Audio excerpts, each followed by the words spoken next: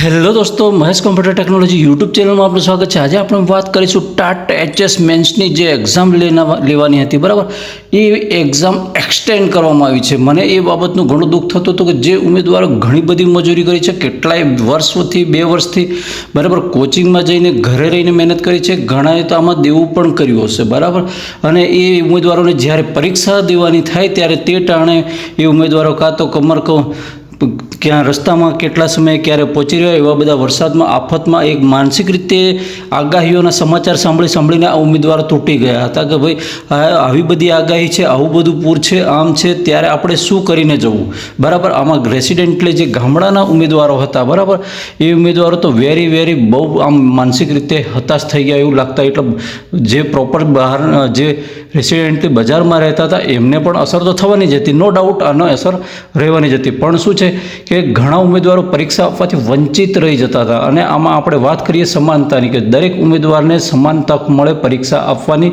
અને પોતાની કાબિલિયત છે એ સાબિત કરવાની, બરાબર। તો એમાંથી ઘણા ઉમેદવારો તો આ આપત્તિને ડરીને જ ભાગી જવાના હતા, બરાબર, આવી સમસ્યા હતી। એટલે ખૂબ ધન્યવાદ રાજ્ય પરીક્ષા બોર્ડે જે આ નિર્ણય લીધો અને એમણે સરસ વિચાર્યું કે ભાઈ વિદ્યાર્થીઓના હિતમાં એમણે એવું વિચાર્યું કે ભાઈ આપણે ખોટું નથી થવા દેવું અને આપણે પરીક્ષા દરેક ઉમેદવાર આપી શકે એવા સમયે ગોઠવીશું, બરાબર। એમને ખૂબ ધન્યવાદ। એમણે પહેલેથી એક્ઝામ આ જ કારણોસર ફરી ડિલે કરી હતી અને ફરીથી પણ એમણે લેટ ગો કરી, આખી સિસ્ટમ હોલ ટિકિટ ડાઉનલોડ થઈ ગઈ ને પરીક્ષાના 48 કલાક પહેલાં ફટ દઈને આ એક્ઝામ જે છે એ છે એનો નિર્ણય એમણે યોગ્ય સમયે લઈ લીધો, બરાબર। તો બહુ સરસ થયું। હવે એની વાત કરીશું વિગતવાર કે કઈ તારીખે છે, શું છે। આપણે 31 તારીખેની વાત કરીએ છીએ।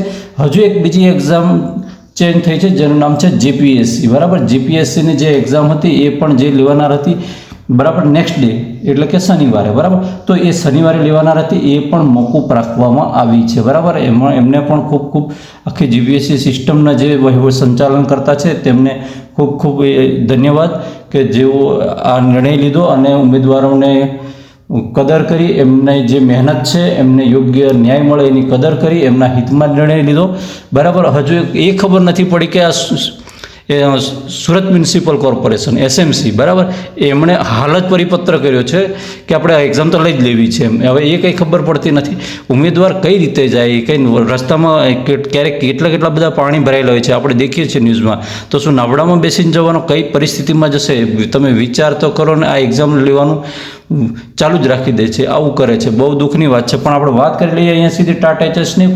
ચલો, દરેક ઉમેદવારો ખુશ થઈ જાઓ અને આ બાબત પર એટલે કે આની મેસેજ પર તમે આપણા વિડીયોને લાઇક ઠોકી દેજો અને ચેનલ પર નવા હોય તો ચેનલને સબસ્ક્રાઈબ કરવાનું બિલકુલ નહીં ભૂલતા, હા। હવે શિક્ષક અભિરુચિ કસોટી આપણે 31/7નો જ પરિપત્ર છે, લેટેસ્ટ હમણાં જસ્ટ 15 મિનિટ પહેલાં મુકાયેલો છે, બરાબર।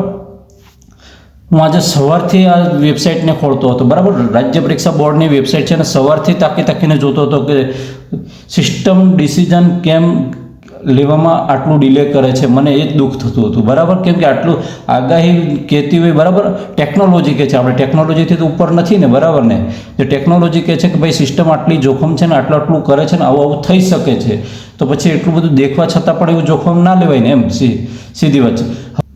આપણો જે વિષય શું છે મેન એની વાત કરીશું, બરાબર। તો અહીંયા આપણે મુખ્ય વિષય છે કે જે આપણે અહીંયા શિક્ષક અભિરુચિ કસોટી છે એની મુખ્ય પરીક્ષાની તારીખમાં ફેરફાર કરવામાં આવ્યો છે। કઈ રીતે ફેરફાર કરવામાં આવ્યો છે એ આપણે જોઈ લઈશું, બરાબર। તો અહીંયા જોઈએ તો આગળ વધીશું।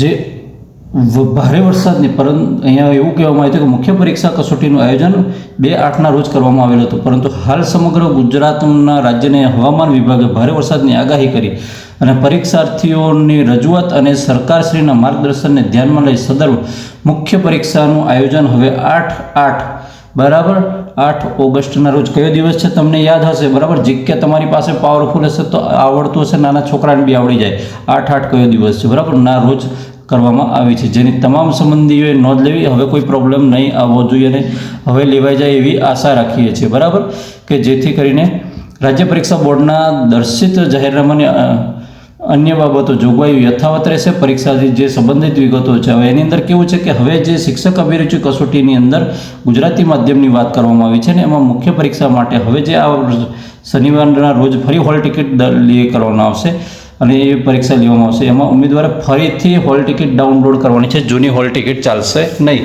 આટલું થોડી તકલીફ લેવાની રહેશે. બરાબર.